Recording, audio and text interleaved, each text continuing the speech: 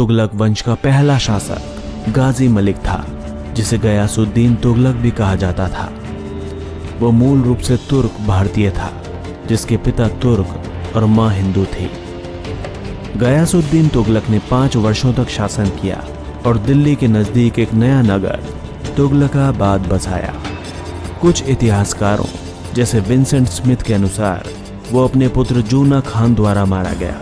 1325 ईस्वी में दिल्ली की गद्दी प्राप्त की। जूना खान ने स्वयं को मोहम्मद बिन तुगलक के नाम से पेश किया और 26 वर्षों तक दिल्ली पर शासन किया।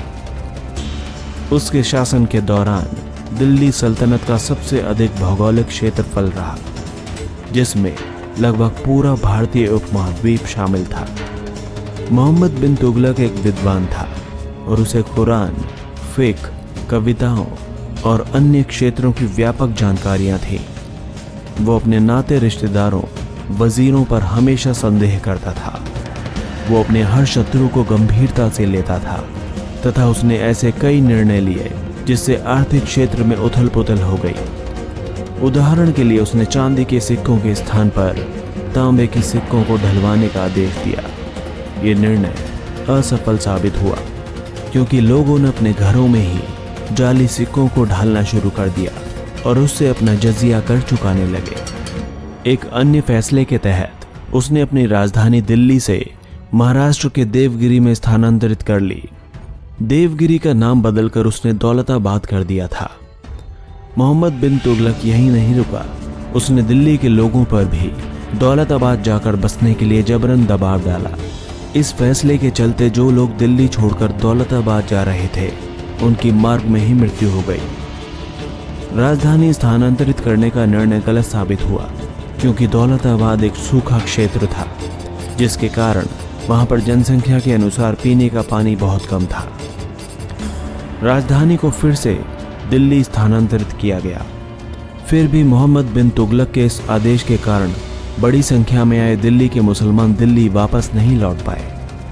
मोहम्मद बिन तुगलक के खिलाफ 1327 ईस्वी से विद्रोह शुरू हो गए।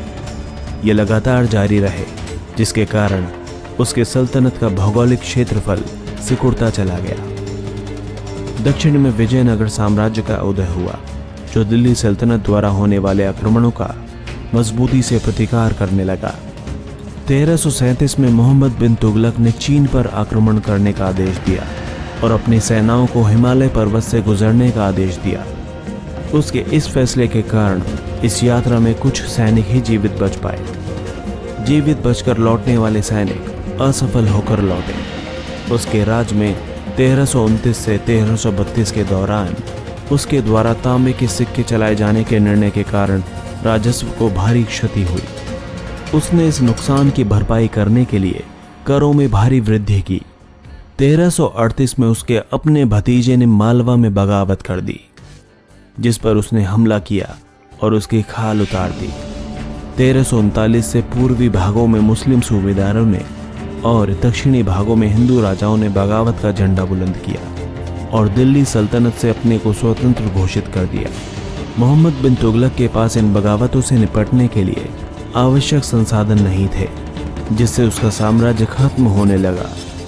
इतिहासकार वॉलफोर्ड ने लिखा है कि मोहम्मद बिन तुगलक के शासनकाल के दौरान भारत को सबसे ज्यादा अकाल झेलने पड़े। 1347 में बहमनी साम्राज्य सल्तनत से स्वतंत्र हो गया और सल्तनत के मुकाबले दक्षिण एशिया में एक नया मुस्लिम साम्राज्य बन गया। मोहम्मद बिन तुगलक की मृत्यु 1351 में गुजरात के उन लोगों को पकड़ने के दौरान हुई जिन्होंने दिल्ली सल्तनत के खिलाफ बगावत की थी। उसका उत्तराधिकारी फिरोज शाह तुगलक था, जिसने अपने साम्राज्य के पुराने क्षेत्रों को पाने के लिए 1359 में बंगाल के खिलाफ 11 महीने का युद्ध शुरू किया, परंतु फिर भी बंगाल दिल्ली सल्तनत में शामिल न हो सका। फिरोज शाह तुगलक ने 37 वर्षों तक शासन किया। उसने अपने राज्य में खाद्य पदार्थ की आपूर्ति के लिए व अकालों को रोकने के लिए यमुना नदी से एक सिंचाई हेतु नहर बनवाई। एक शिक्षित सुल्तान के रूप में उसने अपना एक संस्मरण लिखा। इस संस्मरण में उसने लिखा कि उसने अपने पूर्ववर्तियों के उलट अपने राज्य में यातना देना बंद कर दिया है। इसके साथ ही उसने सभी तीनों स्तरों पर करों व जजिया को बढ़ाकर अपने पूर्ववर्ती शासकों के उन फैसलों पर रोक लगा दी जिन्होंने हिंदू ब्राह्मणों को जजिया कर से मुक्ति दी थी। उसने व्यापक स्तर पर अपने अमीरों व गुलामों की भर्ती की। फिरोज शाह के राज को यातना में कमी तथा समाज के कुछ वर्गों के साथ किए जा रहे पक्षपात को खत्म करने के रूप में देखा गया, परंतु समाज के कुछ वर्गों के प्रति असहिष्णुता और उत्पीड़न में बढ़ोतरी भी हुई। तुगलक वंश के दो अंतिम शासक थे जिन्होंने 1394 से 1397 तक शासन किया। इनमें से एक मोहम्मद तुगलक था जो फिरोज शाह तुगलक का बड़ा बेटा था। उसने दिल्ली से शासन किया। दूसरा सुल्तान नुसरत शाह था जो कि फिरोज शाह तुगलक का ही रिश्तेदार था। नुसरत शाह ने फिरोजाबाद पर शासन किया था। इन दोनों संबंधियों के बीच काफी समय तक युद्ध चला, जब तक कि तैमूर लंग ने 1398 में भारत पर आक्रमण नहीं कर दिया। तैमूर, जिसे पश्चिमी साहित्य में तंबूर लेन भी कहा जाता है, समरकंद का एक तुर्क सम्राट था। उसे दिल्ली में सुल्तानों के बीच चल रही जंग के बारे में जानकारी मिल चुकी थी, इसीलिए उसने एक योजना के तहत दिल्ली की ओर कूच किया। उसके आक्रमण के दौरान 1 से 2 लाख मासूम नागरिक मारे गए। तैमूर का भारत पर शासन करने का उद्देश्य नहीं था। उसने दिल्ली को जमकर लूटा और पूरे शहर को आग के हवाले कर दिया। 5 दिनों तक उसकी सेना ने भयंकर नरसंहार किया। इस दौरान उसने भारी मात्रा में संपत्ति, गुलाम व औरतों को एकत्रित किया और समरकंद वापस लौट गया। पूरे दिल्ली सल्तनत में अराजकता और महामारी फैल गई। सुल्तान मोहम्मद तुगलक तैमूर के आक्रमण के समय गुजरात भाग गया। आक्रमण के बाद वो फिर से वापस आया और तुगलक वंश का अंतिम शासक बना, लेकिन वो कई गुटों के हाथों कठपुतली बना रहा। सैयद वंश 1414 से 1451। सैयद वंश ने दिल्ली सल्तनत पर 1414 से 1451 तक शासन किया। तैमूरी आक्रमण और लूट ने दिल्ली सल्तनत को शर्मिंदगी में छोड़ दिया था। दरअसल सैयद वंश के बारे में बहुत ही कम जानकारी उपलब्ध है। इतिहासकार एनामेरी शेमेज के अनुसार सैयद वंश का पहला शासक खिज्र खान था, जिसने तैमूर का प्रतिनिधि होने का दावा करके सत्ता हथिया ली थी। दिल्ली के आसपास के शासकों को भी खिज्र खान के सत्ता संभालने से काफी आपत्ति थी। आगे चलकर खिज्र खान का उत्तराधिकारी मुबारक खान बना, जिसने खुद का नाम मुबारक शाह रख लिया था। उसने पंजाब में अपने हारे हुए प्रदेशों को वापस लेने की कोशिश की, जिसमें वो असफल रहा। सैयद वंश की लड़खड़ाती हुई शक्ति के साथ भारतीय उपमहाद्वीप पर इस्लाम के इतिहास में गहरा परिवर्तन आया। सैयद वंश के समय में सुन्नी संप्रदाय काफी कमजोर हो चुका था। शिया, गुलाब जैसे वैकल्पिक मुस्लिम संप्रदायों और इस्लामी संस्कृति के नए प्रतिस्पर्धा केंद्रों ने दिल्ली से परे अपनी जड़ें फैला ली। बाद में सैयद वंश को 1451 में लोधी राजवंश द्वारा विस्थापित कर दिया गया।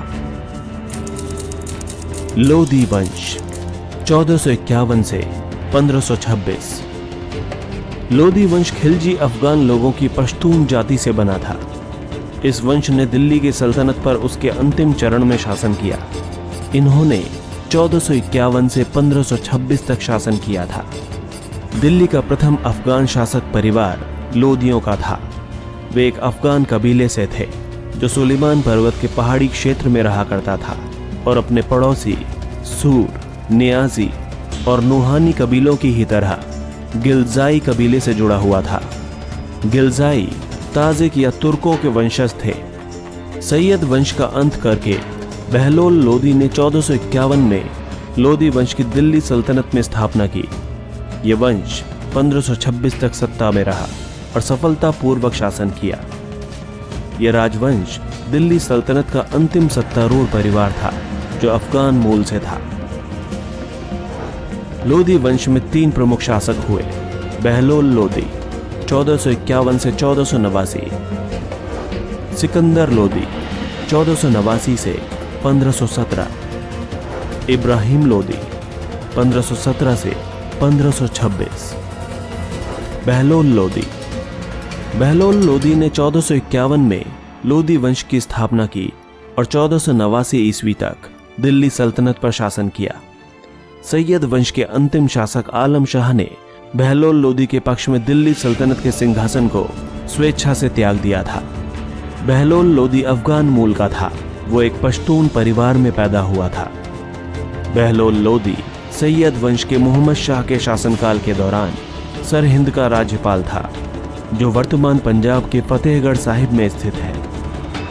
बहलोल लोदी ने दिल्ली सल्तनत में बैठने के बाद बहलोल शाह गाजी की उपाधि ली। उसने सरहिंद के एक हिंदू सुनार की बेटी से शादी की थी।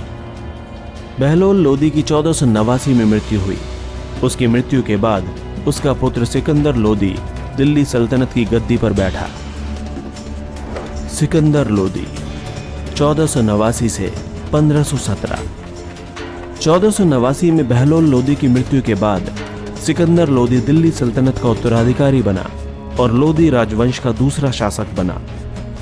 उसके बचपन का नाम निजाम खान था, लेकिन सत्ता संभालने के बाद उसने अपना नाम सुल्तान सिकंदर शाह रख लिया, जो बाद में सिकंदर लोदी के नाम से प्रसिद्ध हुआ। सिकंदर लोदी बहलोल लोदी का दूसरा पुत्र था और बारबक शाह बहलोल लोदी का सबसे बड़ा पुत्र था, जो जौनपुर का वायसराय था। सिकंदर लोदी ने बंगाल, बिहार, चंदेरी, अवध व बुंदेलखंड के राजाओं पर नियंत्रण करके दिल्ली सल्तनत को दोबारा स्थापित करने का प्रयास किया।